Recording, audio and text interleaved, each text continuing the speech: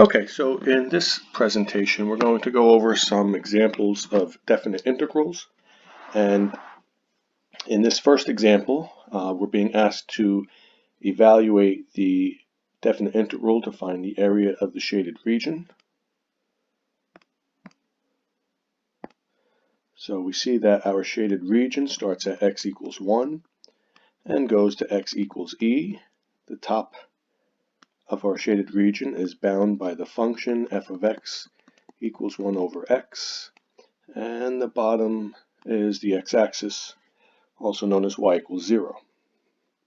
So we can say the area is equal to the definite integral from 1 to e of 1 over x dx.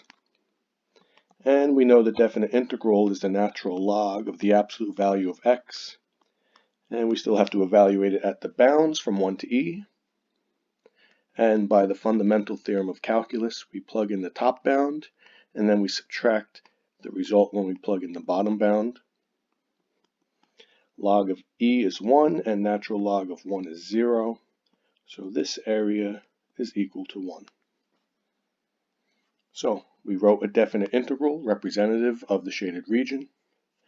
We found the antiderivative, used the fundamental theorem of calculus, and evaluated.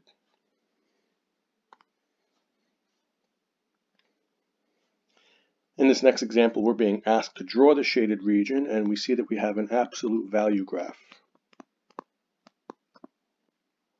which we know that absolute value graphs are V-shaped, and we want to find the vertex of it.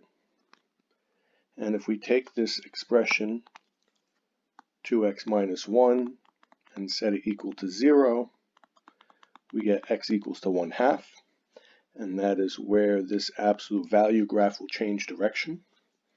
We see our lower bound is at 0, so if we plug 0 into the x, we get 2 times 0 minus 1, which is negative 1, but the absolute value of negative 1 is 1. So this is the first branch of our absolute value graph. We see that the upper bound goes to 2. So when we plug 2 into x, we get 2 times 2 minus 1 is 3. The absolute value of 3 is 3. This is the second branch of our absolute value graph. And now the left and right bounds and the bottom bound, and we have our shaded region.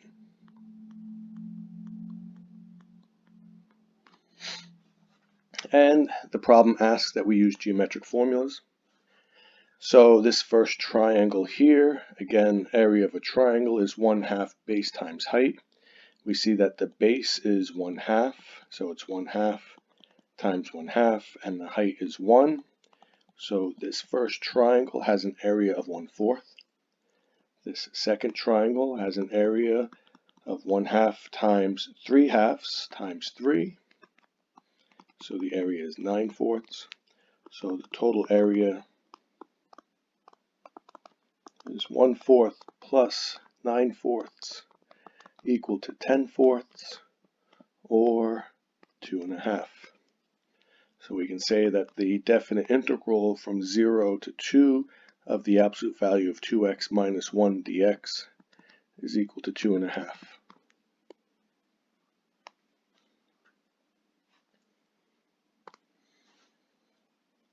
In this next example, we have a polynomial function that we need to graph. And we see that it's a parabola shift down 3 units. So if I plug 0 in for x, we see that we would get -3 as the y-coordinate. Next, I'm going to look at my lower bound of -1. If I plug -1 into x, -1 squared is 1, minus 3 is -2. So we see we have the ordered pair -1, -2. And I can make a table of values here.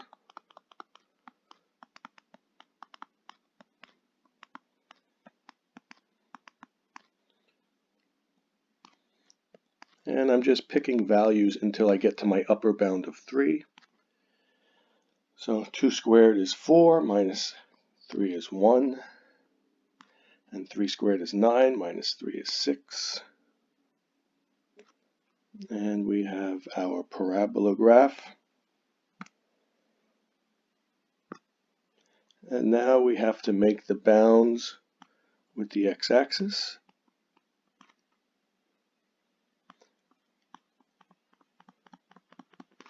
And we see that we have a negative region because it's below the x-axis and a positive region which is above. It looks like the negative region is larger, so we expect to get a negative answer from this definite integral.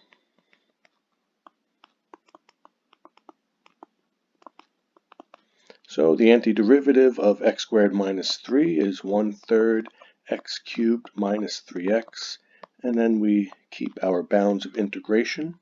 We plug them in using the fundamental theorem of calculus. Plug in the top bound first. So this is our f of b minus, plug in the bottom bound next.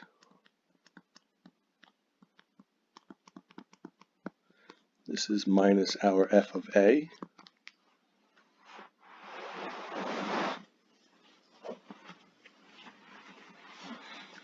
And we see 3 cubed is 27, divided by 3 is 9. Minus 3 times 3, so it's minus 9. Negative 1 cubed is negative 1 times 1/3 is negative 1/3. And negative 3 times negative 1 gives us plus 3. So we see that 9 minus 9 is 0. And negative 1/3 plus 3 is 2 2/3, but we're subtracting that. So our final answer is negative 2 2/3. We expected a negative answer because we saw the negative region was larger, so this makes sense with our observations.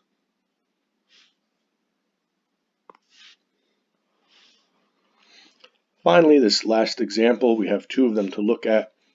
We see that they do not give us any function definition. We are solving this strictly using geometry. So here we see that there is a rectangle, and the rectangle has a height of 6 and a width of 2. So the rectangle area is 12. And we need to take away the semicircle from it. So the area of the semicircle is 1/2 pi r squared. The half means half the area of the circle. We see that we have a radius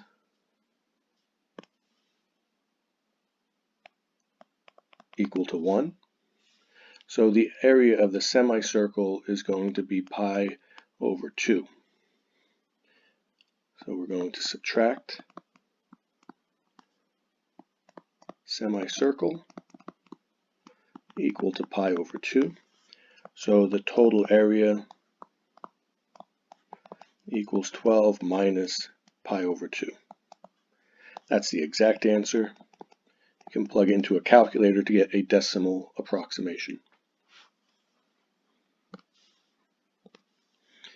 And now if we look at the second example, we're going to cut this up into shapes that we can find the area of. This first one is a rectangle with height of 3.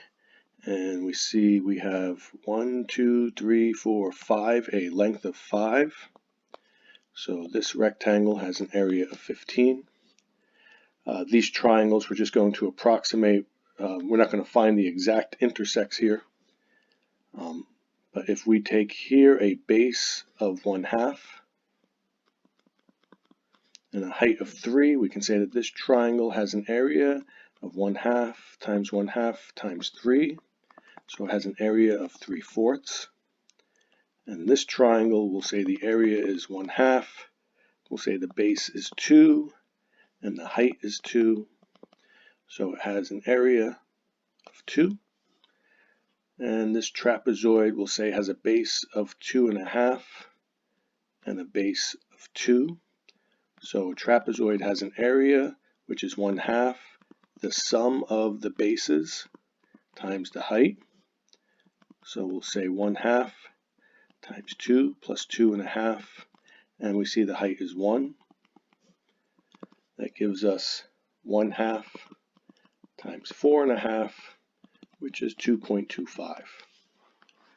So the total area is going to be 15. Because this triangle is under the x-axis, we need to make it negative. So we'll say, this one's positive. This one's still above the x-axis. So 15 plus 3/4.